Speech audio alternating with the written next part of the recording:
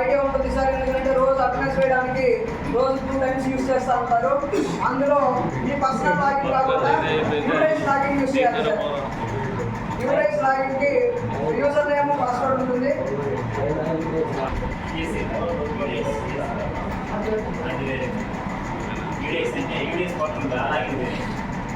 UDISE code enter చేస్తారు.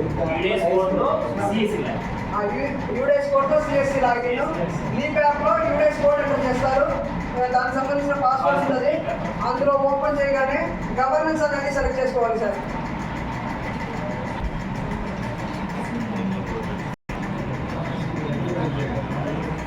ఉంటుంది. ఆ సమగ్ర శిక్ష ఎంటర్ చేయగానే ఇన్ఫ్రాస్ట్రక్చర్ అనే ఒక టైల్ ఉంటుంది సార్. మన బట్టి మన భవిష్యత్తు అని చెప్పి ఒక యాప్లోకి మనల్ని డైరెక్ట్గా ఎంటర్ అవుతుంది. అందులో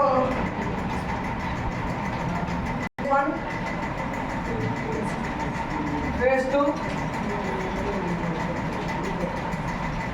phase 2A,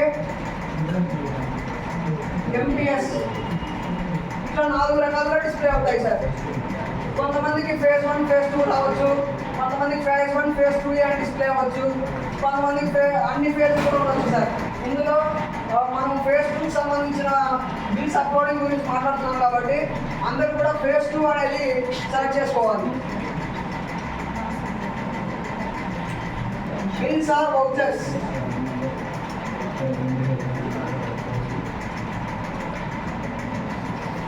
bills or vouchers అనే మాడ్యూల్ ఉంటుంది సార్.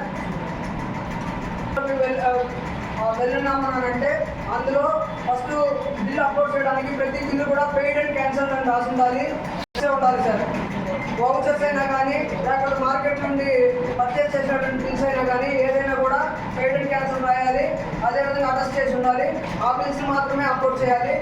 మీరు బిల్స్ ఆర్ వౌచర్స్లో వెళ్ళినారని అంటే అక్కడ వెండర్ నేము, vendor details,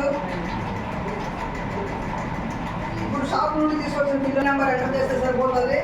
next voucher date అనేది ప్రజెంట్ నేను ఇంతకుముందు చెప్పినట్టు 2023, 24 డేట్లు ఏవైతే ఉంటాయో అదే డేట్స్ ఎంటర్ చేయాలి. అక్కడ డేట్ సెలెక్ట్ చేసుకోవడానికి కూడా ఉంటుంది.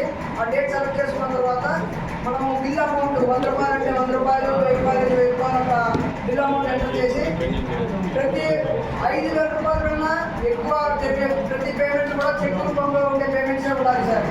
ఏది కూడా క్యాష్ రూపంలో ఉండకూడదు. ప్రతిదీ కూడా చెక్కే ఉండాలి.